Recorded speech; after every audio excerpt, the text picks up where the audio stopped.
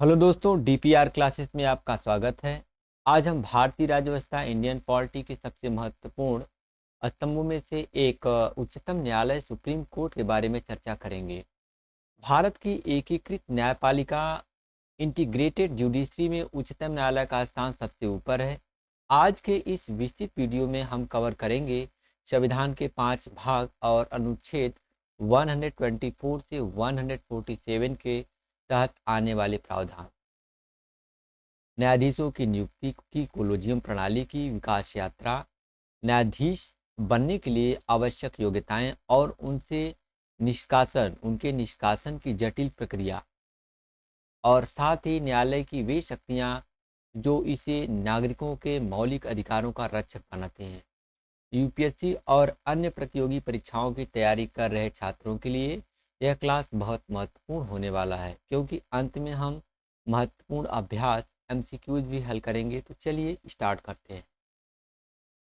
तो पहले हम मेन टॉपिक देख लेते हैं जो हम डिस्कस करेंगे।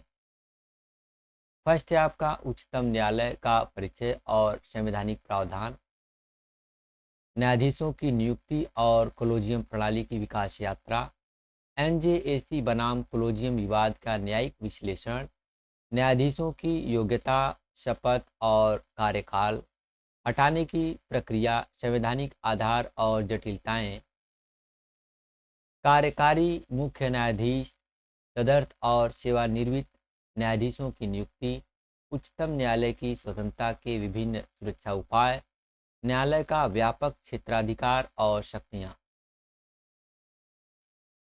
फर्स्ट है आपका परिचय एवं संगठन, इंट्रोडक्शन एंड ऑर्गेनाइजेशन।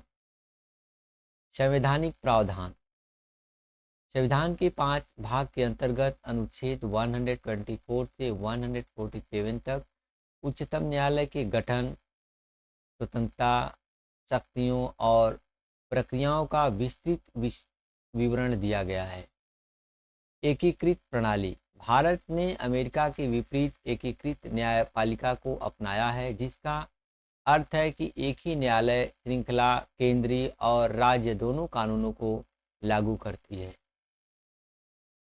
न्यायाधीशों की वर्तमान संख्या, संसद को यह अधिकार है कि वह कानून बनाकर न्यायाधीशों की संख्या में वृद्धि कर सके। वर्तमान में इसमें 34 न्यायाधीश सीजेआई सहित है। नियुक्ति विवाद, न्यायाधीशों की नियुक्ति में परामर्श शब्द की व्याख्या हेतु 3 मुख्य मामले हुए।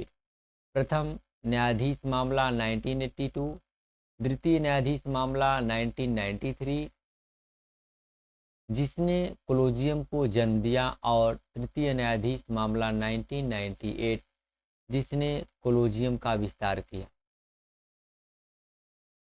योग्यताएं और कार्यकाल, क्वालिफिकेशंस एंड टेन्यूर।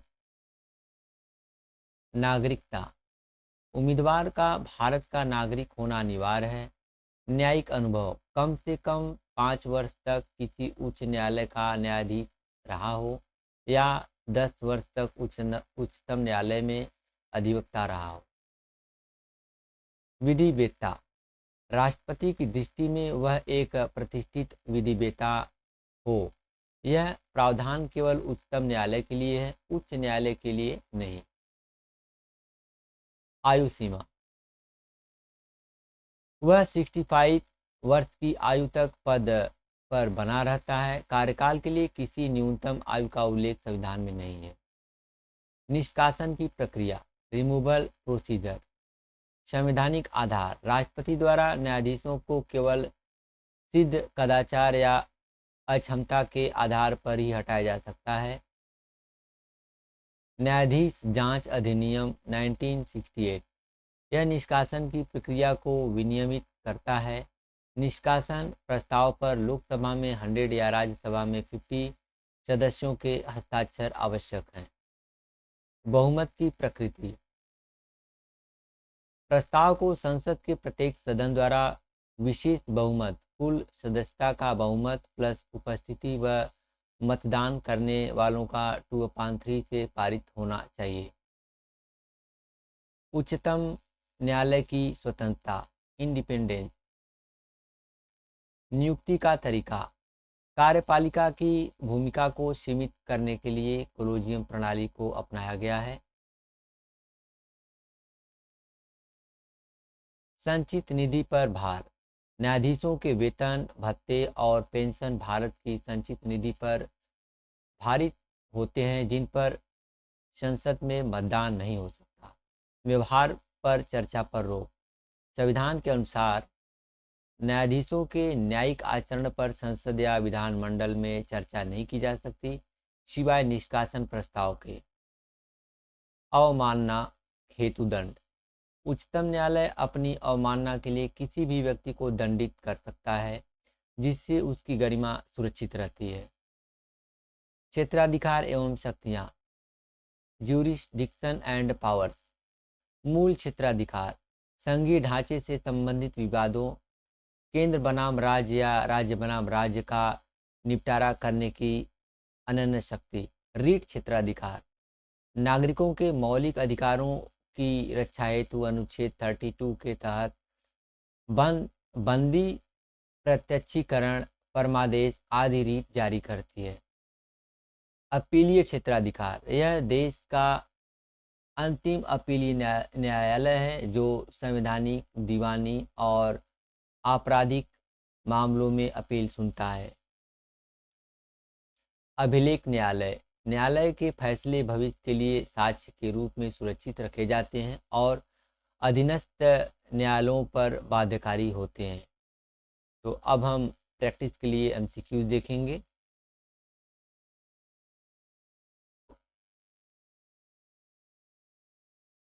फर्स्ट है आपका, उच्चतम न्यायालय के न्यायाधीशों की नियुक्ति के संदर्भ में कोलोजियम प्रणाली का विकास किस मामले में हुआ?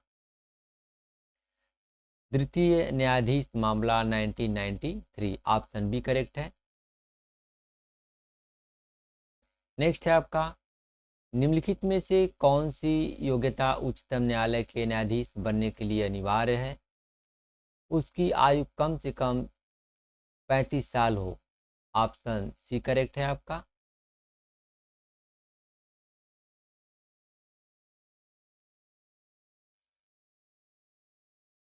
नेक्स्ट है, तो यहाँ पे हम सेकंड में देखें कि न्यायाधीश बनने के लिए अनिवार्य नहीं है, कोई ज़रूरी नहीं है कि उनकी आयु कम से कम 35 ही हो।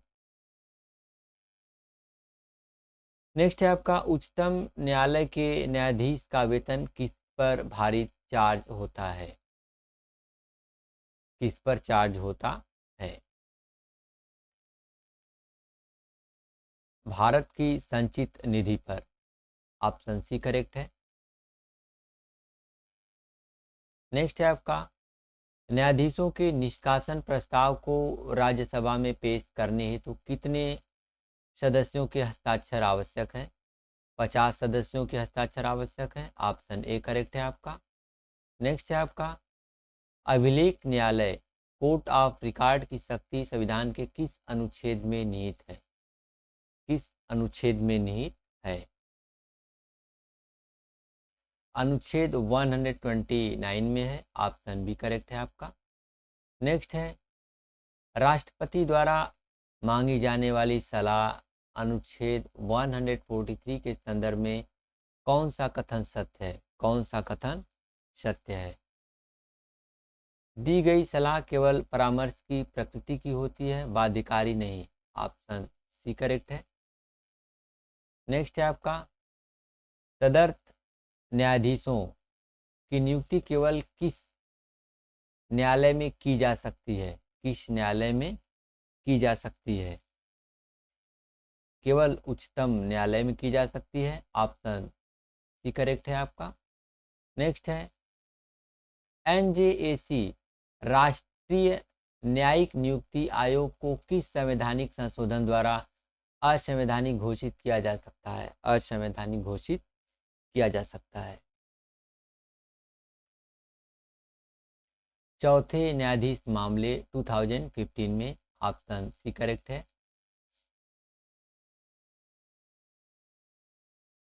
नेक्स्ट क्वेश्चन है केंद्र और राज्यों के बीच विवाद उच्चतम न्यायालय के किस क्षेत्राधिकार के अंतर्गत आते हैं? किस क्षेत्राधिकार के अंतर्गत आते हैं? मूल क्षेत्राधिकार। ऑप्शन सी करेक्ट है। नेक्स्ट एंड लास्ट, सेवानिवृत्ति के बाद उच्चतम न्यायालय का न्यायाधीश कहाँ वकालत कर सकता है? भारत के किसी भी न्यायालय में नहीं। भारत के किसी भी न्यायालय में नहीं। ऑप्शन सी करेक्ट है।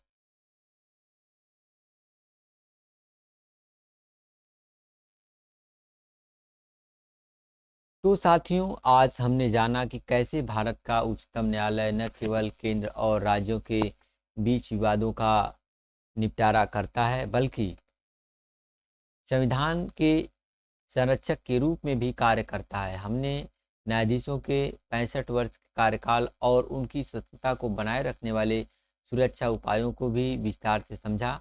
उम्मीद है कि अब आपको 129 के तहत अभिलेख न्यायालय, कोर्ट ऑफ रिकॉर्ड और अनुच्छेद 32 के तहत रीट क्षेत्राधिकार जैसे कठिन विषय आसानी से समझ में आ गए होंगे। अगर आपको डीपीआर क्लासेस का यह वीडियो ज्ञानवर्धक लगा हो तो इस वीडियो को लाइक करें और उन दोस्तों के साथ शेयर करें जो आईएएस या पीसीएस की तैयारी कर रहे हैं।